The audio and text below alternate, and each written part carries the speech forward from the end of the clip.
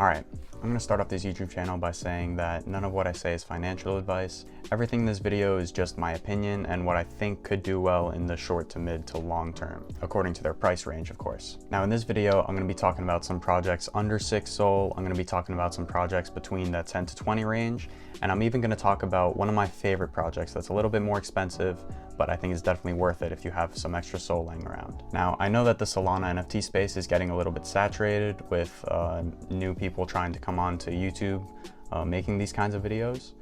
And honestly, I'm just doing this for fun. I just want to start streaming, helping people try and make some good plays, some good flips. That's all that I want to do, is just try and make some money like everybody else in the space. So let me know in the comments if you guys want to see more of these kinds of videos, if you want to see more live streams, whatever you guys want, I'll make a video on, or I'll stream it. Whatever it is, I'll probably be down to do it. But without further ado, let's get right into these Solana projects. All right, the first project that I want to talk about is Tombstone High Society. Currently at a floor price of 17.5. It's a little bit pricey, but you'll see why I think it's worth it in a minute. So if we go over to their Twitter, they currently have 32,000 Twitter followers, which is a very decent amount for a Solana project. A lot of the time, Solana projects on Twitter, they get botted, they buy followers, they buy but that's not the case for Tombstone. It seems like they have a very active community. Now, we got to talk about the utility behind this project. A staking, tokenomics, merchandise kind of project. Doesn't sound like much, but when you go into it, it actually sounds pretty interesting. So holding one Tombstone will get you 7.5 joints per day staking, and the legendary ones will receive 10 times that amount. And what you can do with these so far is you can use them in their merchandise store, which hasn't released yet, but when it does, I assume they'll be pretty cool. Another thing that makes me really bullish on the project is that Dust actually is partnered with them, DeGods. They integrated Dust into their project by buying a DeGod and staking it, and sending all of the dust to their treasury. This alone just makes me really bullish, because any project associated with DeGods or Dust or Frank, honestly, I don't see them doing badly. We've seen this in the past. When Frank or when Soulport Tom ends up helping a project, they usually end up doing better than they were before. So I don't see why this project would do badly.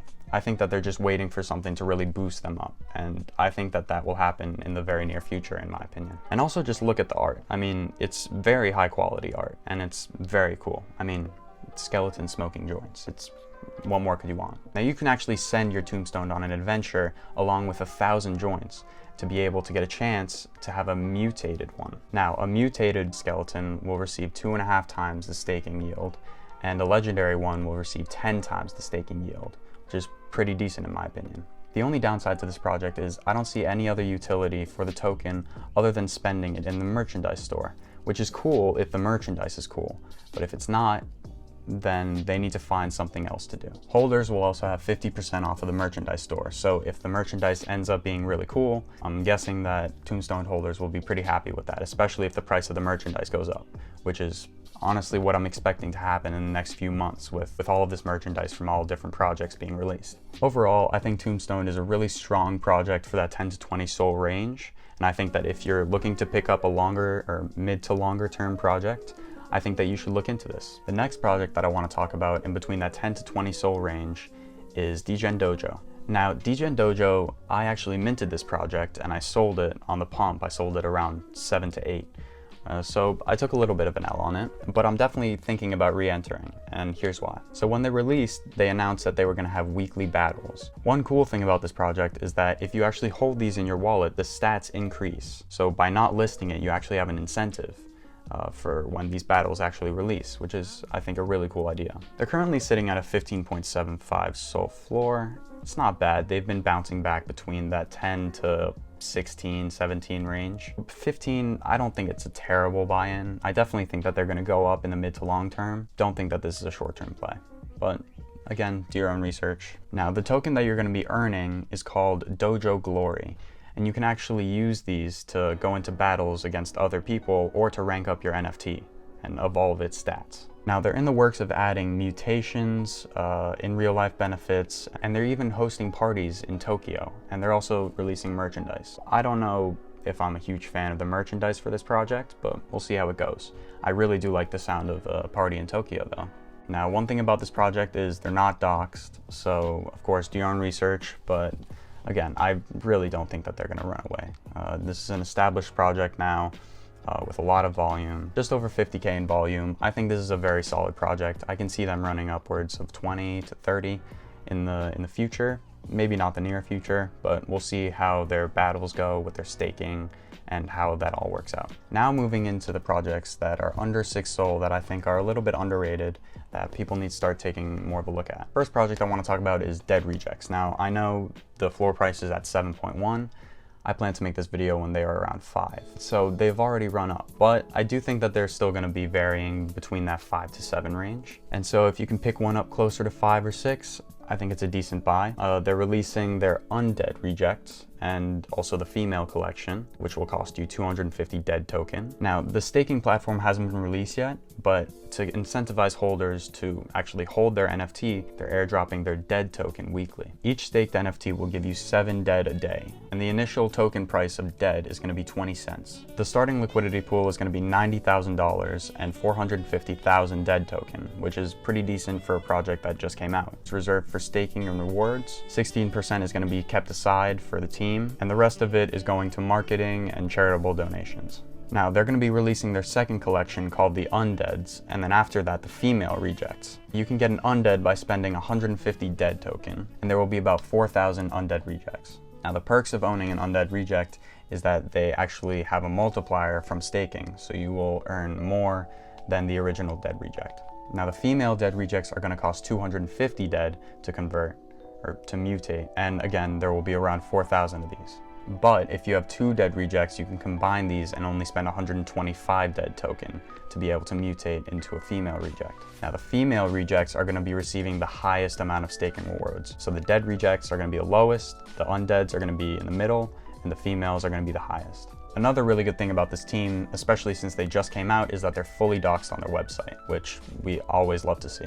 Now, I'll be honest, when these first came out and the sneak peeks came out, I was really excited about them. I liked the art a lot, but when they released, I kind of realized that I didn't like the art as much, which isn't always a huge deal. I mean, the art doesn't have to be good to make the project good, but it definitely helps. Now, I'm not saying all of them don't have good art. I mean, some of them look really cool. Now, if we look at the Dead Rejects Twitter, they actually have 38,000 followers, which is even more surprising, especially since they just came out. Now, going on a project's Twitter and going off of the Twitter followers really is not a good way to tell if it's a good project.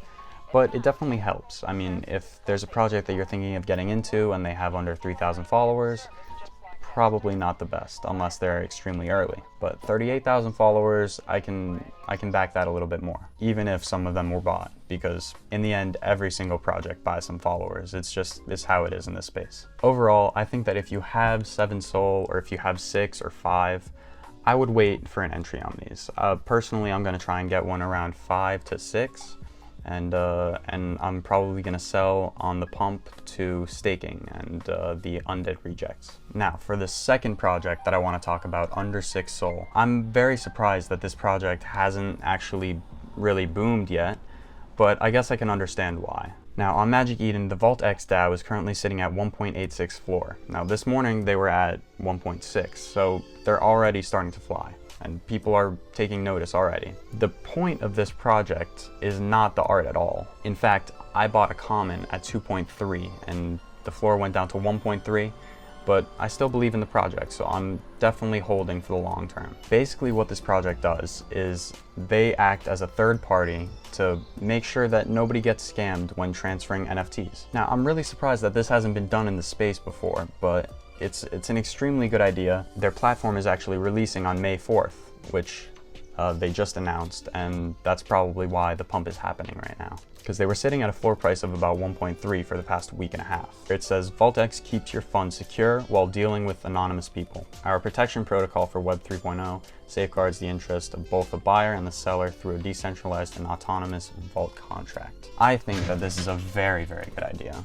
Honestly, out of all 4 projects, I think I'd probably be the most bullish on this one, just because it's the idea, it's the utility behind it. I think that this has the strongest one out of all of them, and it's also the cheapest. Now, if we go onto their Twitter, they only have 13,000 Twitter followers, which should show you that this is kind of an underrated project. Now, yesterday they announced the launch of their mainnet, which is the platform which you're going to be able to transfer NFTs, but safely. They're going to act as a middleman to make sure that both people involved in the trade are fulfilling their part. Now, this video wasn't a deep dive video. It wasn't supposed to be a deep dive video. I just wanted to make a general overview of some projects that I think are a little bit underrated within their price ranges. Obviously, Tombstone is sitting at 17, Degen Dojo is sitting at 15. These aren't really underrated prices, but compared to what they have coming out and what their plans are, I think that they are. I think that they will do very well in the mid to long term. Now, out of all of the projects so far that I've talked about, I'm definitely the most bullish on VaultX. And I'm definitely holding at least 2 for the midterm. I'm gonna sell one when it pumps, try and make my money back on both of the other ones so that I have 2 free. And I definitely think that a lot of people are gonna be using their platform when it releases. Because it is a big problem in the community and in Discords where people are just getting scammed. Because they're trading with each other through DMs, and it's a whole mess. You should never trade through DMs. You should never send someone an NFT hoping that they're gonna send you the money. Now, obviously, most of you guys know all of this. You've probably heard about these projects before. This was just a reminder because I see people asking all the time in Discords, what's the best play for under 6 SOL, or what's the best play for in between 10 to 20 SOL? Or what's the best mid to long term hold. So I just wanted to make this video to make a general overview about these projects, and if you like any of them, make sure to do some research on them and, you know, maybe buy some. Again, not financial advice. This is just my opinion. If I had the money, I would definitely pick some of these up. I definitely hold a few of them, but not all of them. Now, the last project that I want to talk about is not cheap, but I think that this is my favorite project on all of Solana, and I'll tell you guys why. So Sol Gods is sitting at a floor of about 60 SOL right now. Now, a couple of days ago, they were down to about 30, 35, and that was the dip because they did reach 60 about 2 weeks ago. And there's no utility for this project yet. There's absolutely none. What is going to be coming soon is staking. They're going to be coming out with their second collection called the Bridged, which will be airdropped to holders of Sol Gods. And you'll be able to earn their God token through staking. And you'll be able to use the God token in their merchandise store. Now, if we go onto their Twitter, they only have about 30K followers, which is honestly kind of surprising. But they have a whole PowerPoint about their utility, their roadmap, all the plans that they have for their second and third collection. It's really, I think it's just an amazing project. Now, the main reason that I like this project so much is because people just love the art. And honestly, I think that it's some of the cleanest art on Solana. This is currently my Sol God. I got it for around 9.9 about 2 months ago, and the only reason that I bought it was because I thought that the art was amazing. I absolutely loved it. At the time, I didn't even realize that they had minted back in October. In the case of Sol Gods, you were always able to tell that the team had something in mind and they were constantly building. Inside of the Sol Gods Discord, they're extremely active and extremely helpful. The alpha calls are amazing. Now, obviously I realize most people don't just have 60 SOL laying around. So the reason that I wanted to show this project is just because this is honestly my favorite project on Solana. It's not only because I hold one. I honestly like these more than D-Gods, and I like them more than Teos. I like them more than Boryoku Dragons. I just think that they have so much potential and so much room to grow, especially because they actually don't have any utility out yet. But yeah, that's gonna be the video, guys. I hope you guys enjoyed my first YouTube video. Please let me know if you did, anything that I should change, if the volume's good, whatever it is. Also, let me know some projects that you guys would want me to review, because I love researching projects. I love talking to the guys in the Discord about it. I mean, that's pretty much all I do all day, is just on Discord talking about projects, trying to find the next 10x, 20x, 100x. So yeah, if you guys did enjoy, please hit the like button, subscribe. I'll probably be going live in the next few days, so let me know if you guys would enjoy to see that. But yeah, I'll see you guys in the next video.